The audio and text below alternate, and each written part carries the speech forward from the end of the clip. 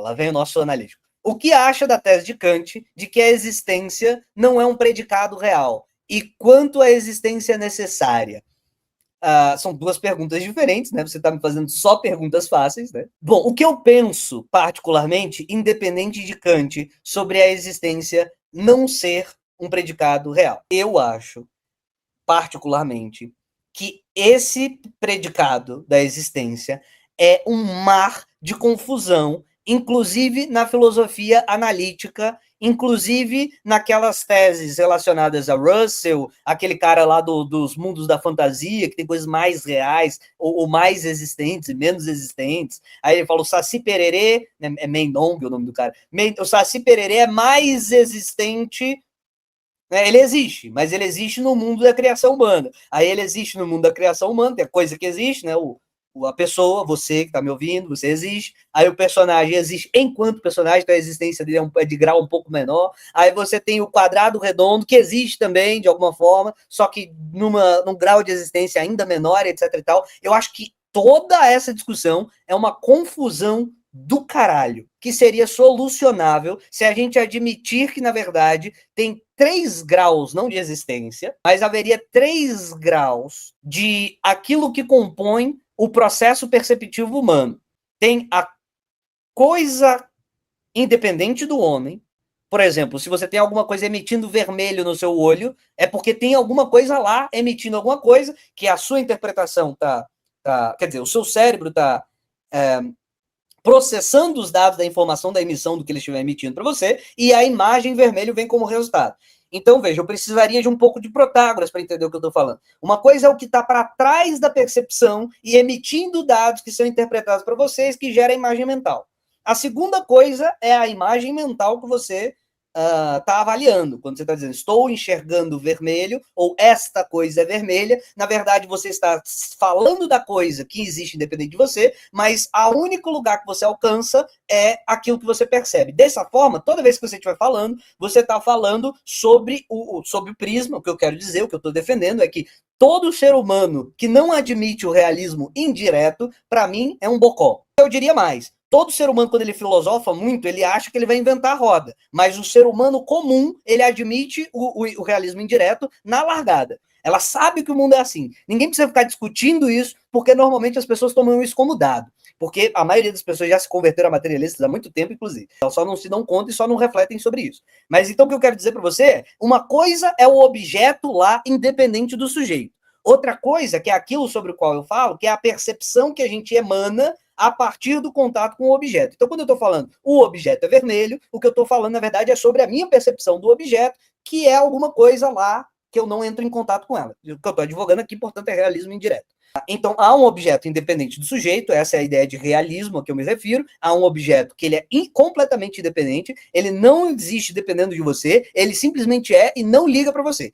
Ele, em contato com você, gera uma segunda coisa, que é a representação mental. Quando a gente fala sobre as coisas, a gente está falando sobre representações mentais. Só que as nossas representações mentais, como eu parto do ponto de vista materialista, elas dizem algo sobre o real, ainda que esse algo sobre o real que elas dizem seja extremamente limitado, e elas só dizem sobre o real porque a gente existe para sobreviver no meio. Então a gente enxerga coisas, vermelho, azul, roxo, vê profundidade, vê distância, entende espaço-tempo. A gente só faz isso para sobreviver no meio. Como a gente só faz isso para sobreviver no meio, a gente não capta todos os aspectos da coisa que entra em contato com a gente só capta alguns aspectos dessa coisa e é interpretado pelo nosso cérebro nessas representações mentais. Se você admite isso, na verdade, o que existe de verdade, ele está sempre para trás da percepção. O que a gente chama de vermelho é uma coisa que existe como subproduto do contato entre o objeto que emite o fóton e você que interpreta fóton. O que você chama de vermelho é o contato disso. Então, é um segundo grau. Então, o que eu diria é, antes do grau daquilo que você enxerga, ou aquilo que você percebe, aquilo que você abstrai, tem algo para trás disso que você não enxerga, que você não percebe, que você não cheira, que você não entra em contato. Né? Porque você só entra em contato, aquilo que aparece para você é só o choque, é o resultado de um objeto e de um sujeito. Se o que eu estou dizendo, portanto, se o realismo indireto está correto, que eu assumo que isso é uma trivialidade, seja de maneira consciente e pensada, seja inconsciente e pensada, eu não entro em diálogo com qualquer pessoa que não admita o realismo indireto como largada, porque senão Aí vira, cada cabeça é sua sentença, cada mundo existe no seu mundo, etc e tal. Não tem como desdobrar para uma coisa diferente disso por um lado, ou Deus segura o mundo objetivo por outro. Então, para mim, eu fico com o realismo indireto. Partindo do meu pressuposto, então, tem os objetos, tem eles interpretados, né, absorvidos por tudo, por nossa capacidade cognitiva. Em terceiro lugar, após você conectar, tipo assim, você enxergar vermelho, você enxergar verde, você enxergar quadrados, você enxergar fundo, você enxergar altura, você cheirar comida gostosa, você sentir o paladar de doce, essas coisas são do tato imediato ou da percepção imediata. Depois tem uma terceira coisa que a cognição faz, que é uma incrível coisa de abstrair. Se você enxerga asas e você enxerga cavalo, você consegue abstrair o conceito de asa e abstrair o conceito de cavalo, depois você pode fazer uma coisa incrível, que é colocar o cavalo e imaginá-lo com asas. Você tem como remodelar aquilo que você abstraiu e imaginar coisas que incrivelmente não existem. Só que o processo imaginativo ou o processo criativo, a partir do processo de abstração, ele também é real.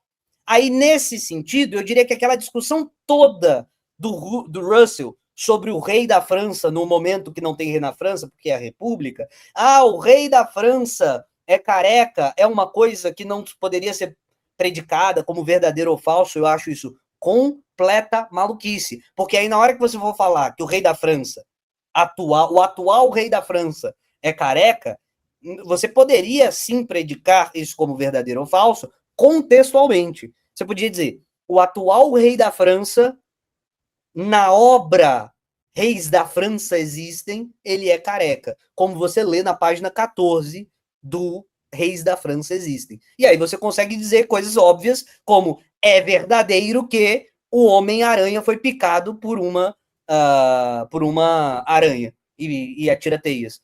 Ninguém teria dificuldade de dizer, na linguagem comum, algo tão tolo como é óbvio que Sherlock Holmes é um detetive, é verdadeiro que Sherlock Holmes... Só que o que está implícito aí na frase que eu estou dizendo? Quando você diz, é verdadeiro que Sherlock Holmes é detetive, e todo mundo na sala diz, é claro que sim, ou eles estão dizendo, é verdadeiro que Sherlock Holmes é detetive na história fulana de tal. E aí você analisa como verdadeiro ou falso a partir dessa construção conceitual, a partir de abstrações humanas. O que me parece fazer completo sentido numa discussão comum. Aí você facilita as coisas.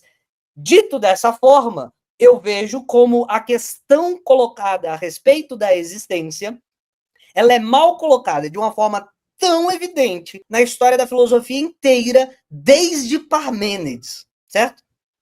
Quem foi o primeiro que disse que a filosofia antiga coloca isso de maneira equivocada foi o John Stuart Mill. Ele fala, toda metafísica antiga é uma confusão entre os sentidos de ser enquanto predicação e ser enquanto conteúdo de existência.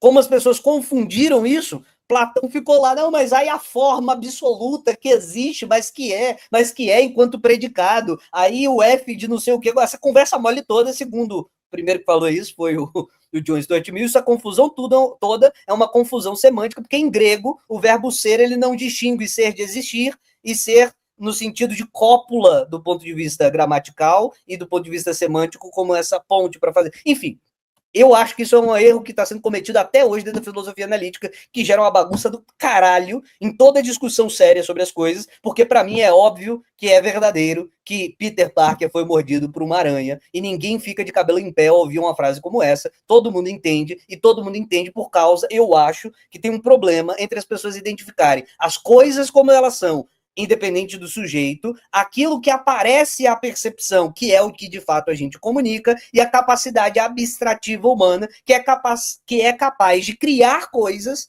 que não existem, no sentido de dizer, o Pegasus existe, é claro que o Pegasus existe, enquanto personagem. Saci Pererê existe enquanto personagem. Deus existe enquanto personagem da criação da abstração humana. Então, deu para entender mais ou menos? Ai, caralho, existência necessária é uma coisa completamente estúpida e patética. Vamos continuar.